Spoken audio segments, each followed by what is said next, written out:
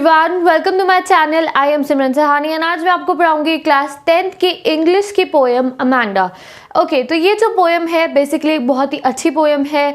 Most of the time we have seen in India जो girls हैं उनके ऊपर बहुत सारे रिस्ट्रिक्शंस होते हैं एंड खाली इंडिया में ही नहीं, काफ़ी जितने भी हमारी जो सोसाइटी है all over the world there are certain restriction that is always expected from the girls. कुछ ऐसे तौर तरीके होते हैं जो हम चाहते हैं कि गर्ल्स को उन्हें करना चाहिए। तो उसी के ऊपर एक छोटी सी बच्ची ने पोएम लिखी है, किस तरीके से जो उसकी मदर है उससे काफ़ी कुछ एक्सपेक्ट करती है, किस तरीके जो सोसाइटी है उनसे काफ़ी कुछ एक्सेप्ट करती है और उसे उन सब नॉर्म्स को फॉलो नहीं करना है। ओके, इस पोएम की राइटर है रॉबिन क्लाइन। तो for the 1 marker you have to learn it that poem के राइटर कौन है, पोएटिस कौन है।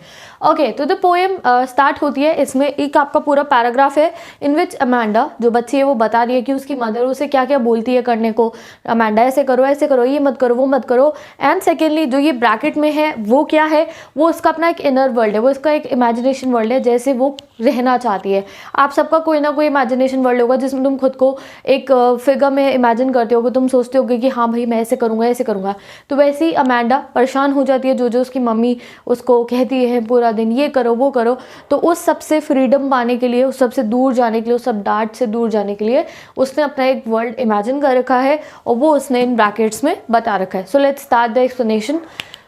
Don't bite your nails, Amanda. Don't hunch your shoulders, Amanda. Stop that slouching and sit up straight, Amanda. तो ये क्या है, बेसिकली उसकी जो मदर है उसे बार बार नैग करती रहती है। अगर नैग को हम हिंदी में बोले तो टोकती रहती है बार बार उसे। लाइक वो अपने नेल्स बाइट कर रही है तो अमांडा अपने नेल्स बाइट मत करो।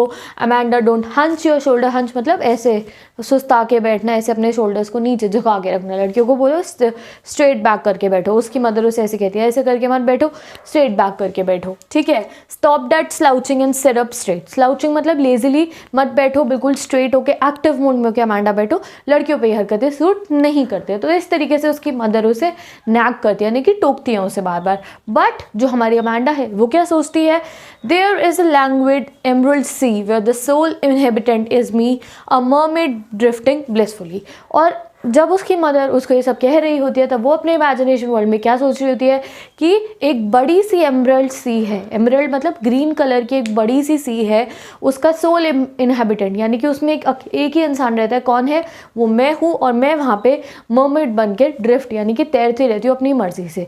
तो ये एक तरीके से अमांडा बता रही है, उसको नहीं पसंद आता कि बार बार जो उसकी मदर है उसको कह रही है ये करो अमांडा वो करो। बट अंडरनेथ इमेजिनेशन वर्ल्ड में वो खुद को कैसे इमेजिन करती है कि एक बड़ी सी है, उसमें मैं अकेली रहती हूँ, ना मेरी मदर है ना मेरी फादर है ना सोसाइटी का कोई और इंसान है, और मैं मज़े में उस सी के अंदर घूमती हूँ as a mermaid. Next stanza. Did you finish your homework, Amanda? Did you tidy your room, Amanda? I thought I told you to clean your shoes, Amanda.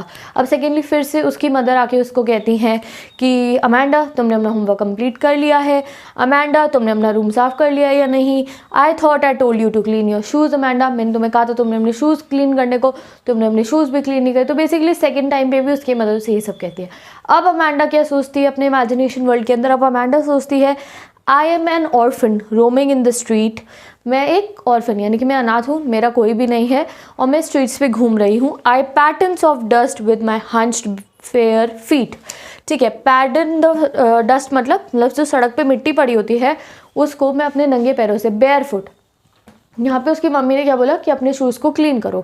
तो उसी तरीके से उसने इमेजिनेशन वर्ल्ड में अपने इमेजिन करा कि मैं एक ऑर्फन हूँ, मेरा कोई नहीं है और मैं बेयर फुट, मैं नंगे पैर, जो डस्ट होती है जो सड़क पे मिट्टी पड़ी होती है और उस पर जो है कुछ ड्राइंग्स बना रही हूँ, जैसे आप कभी सड़क पे या मिट्टी पे कुछ अपने पैरों से करते हो, वो इमेजिन ये करती है। I hushed the soft dust with my bare feet, मैं बेयर फीट से जो मिट्टी है उस पर खेल रही हूँ। The silence is golden, the freedom is sweet. तो यहाँ पे अब उसने क्या बोला, the silence is golden. With silence he is talking about in her imagination world. यहाँ पे वो साइलेंस है, लाइक घर पे उसकी mother is always saying her to do something, वो कह रहे हैं होमवर्क करो, ये करो वो करो। बट अब उसके इमेजिनेशन वर्ल्ड में बिल्कुल साइलेंस है, ठीक है, बिल्कुल चुपचाप है, साइलेंस है। वो साइलेंस उसको क्या लग रहा है, गोल्डन लग रहा है।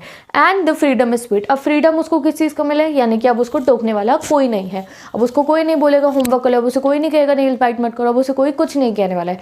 तो ये जो फ्रीडम है उसको स्वीट लग रहा है, वो साइलेंस उसको गोल्डन लग रहा है। तो ये आपको सेकेंड पैराग्राफ हमारा कंप्लीट हो गया। अब आते हैं अपने नेक्स्ट पैराग्राफ पे। Don't eat that chocolate Amanda, remember your acne Amanda, will you please look at me Amanda when I am speaking to you Amanda. ठीक है, तो यहाँ पे उसकी मदर आती है, वो चॉकलेट खा रही होगी और उसको कहती हैं don't eat that chocolate Amanda. अब जो मदर है चॉकलेट खाने को क्यों मना करे, बिकॉज अमेंडा जो है basically she is in puberty as, यानी कि बड़ी हो रही है वो। एंड जब हम बड़े हो रहे होते हैं मेनली बेसिकली सबको ये होता है कि हम ब्यूटीफुल दिखे, गर्ल्स का सोसाइटी में होते हैं they should look beautiful, they should look perfect. तो उसकी मदर उससे आगे कहती है तुम चॉकलेट मत खाओ, तुम्हें एक्ने यानी कि तुम्हें पिंपल हो जाएगा, तुम्हें पिंपल हो जाएगा तो तुम सुधर नहीं रहोगे, don't eat that chocolate Amanda. उसके बाद जो अमेंडा है अपनी मदर की बातों पर ध्यान नहीं देती है because she is very frustrated. तो वो उसकी मदर उसे कहती है will you please look at me Amanda when I am speaking to you, कि तुम मेरे को तरफ देखोगी भी जब मैं तुम्हें बात कर रही हूँ, why you not looking at me. Basically हमारे साथ भी ऐसा होता है, जब हमारे घर में हमें आके कोई कुछ काम कहता है या कोई कुछ काम कहता है, हमें डांट रहे होते हैं हमारे पेरेंट्स और हमारा मन नहीं होता है सुनने का, तो we don't even listen to them. फिर वो हमें कहते हैं मेरी तरफ देख तो ले, क्या कह रहे हैं हम। तो वही सिचुएशन अमेंडा के साथ हो रही है। उसकी मदर से कहती है will you please look at मी। अब अमेंडा जो है फिर से अपने वही इमेजिनेशन वर्ल्ड में हमें बताती है कि मेरे इमेजिनेशन वर्ल्ड में I am a Rapunzel. Rapunzel पता है आपको, वो लॉन्ग हेयर्स वाली प्रिंसेस टैंगल्ड मूवी में आई थी, जो एक टावर में अकेली रहती है, मैजिकल हेयर्स होते हैं उसके। तो कहती है I am a Rapunzel, I have not a care, मैं एक रेपुंजल हूँ, मुझे किसी चीज़ से फ़र्क नहीं पड़ता है। Life in a tower is tranquil and rare. Life in a tower आपको पता होगा, रेपुंजल गर्ल्स को तो पता होगा, बॉयज़ को बता देती हूँ। रेपुंजल एक मूवी है, रेपुंजल एक प्रिंसेस थी जिसको एक टावर में बंद करके रखा गया था, बहुत ऊंचा सा टावर था।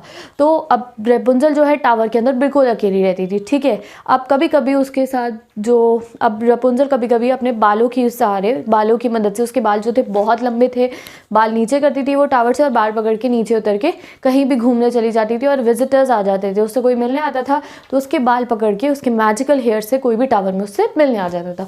तो ऐसे ही थी हमारी रेपुंजल। बट जो हमारी अमेंडा है वो क्या कहती है, life in a tower is tranquil and rare. तो रेपुंजल को तो टावर में अकेले रहना पसंद नहीं था, बट जो अमेंडा है वो कहती है अरे मैं तो बहुत खुश होंगी, मुझे रेपुंजल जैसे टावर में पहुंचा दो अकेले, I will be very happy there, life will be tranquil and rare, यानी कि जो टावर के अंदर जो शांति होगी, जो रेयर लाइफ होगी, पीस होगा, उससे मैं बहुत खुश होंगी, वहाँ पे मेरी मम्मी या कोई और मुझे टोक टकाई करने वाला नहीं होगा।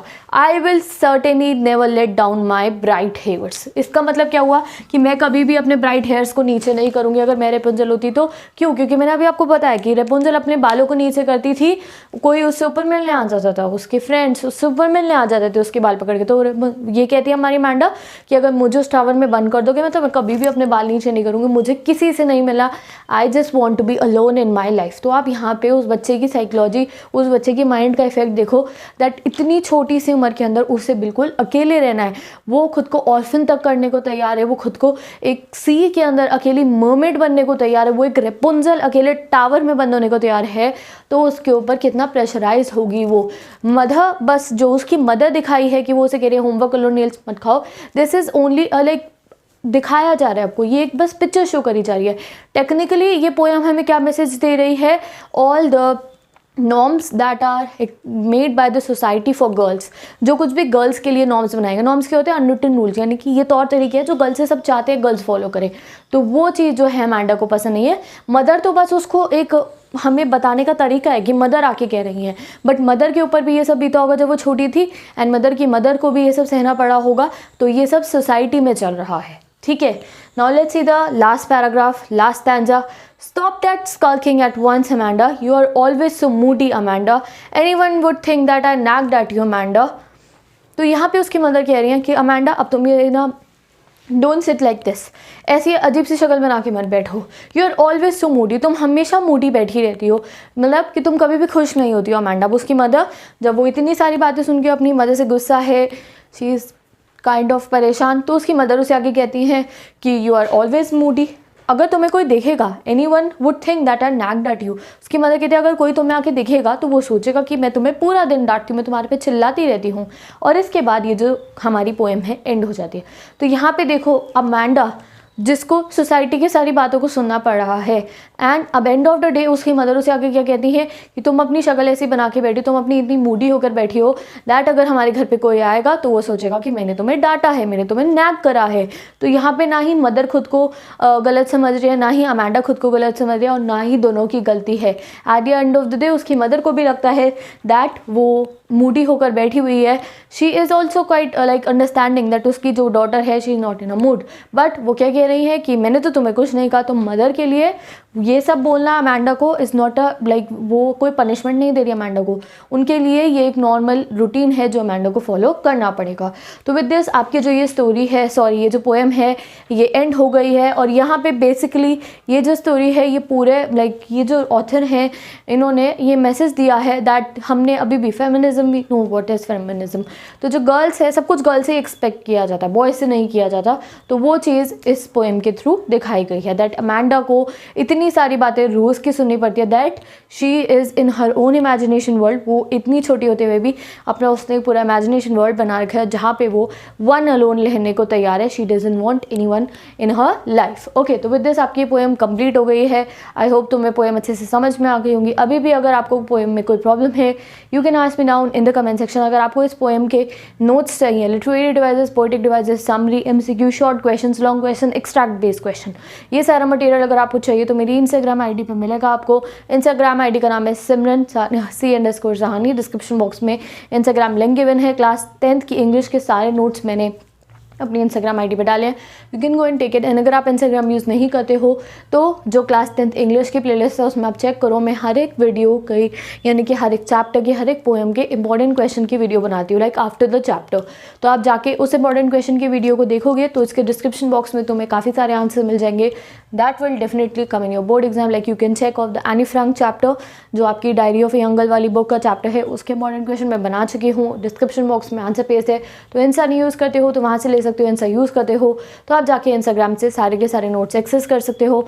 ना I meet you in the next video. If you have any query ask me down in the comment section. अगर आपको क्लास 10th की SST पढ़नी है तो डिस्क्रिप्शन बॉक्स में playlist given, you can go and study SST। अगर आपको class 10 की SST इंपॉर्टेंट क्वेश्चन सीरीज चाहिए, you want to do revision of SST, playlist is given. If you want important questions of class 10 science, so the playlist is given, so you can go and access all the study material from my channel.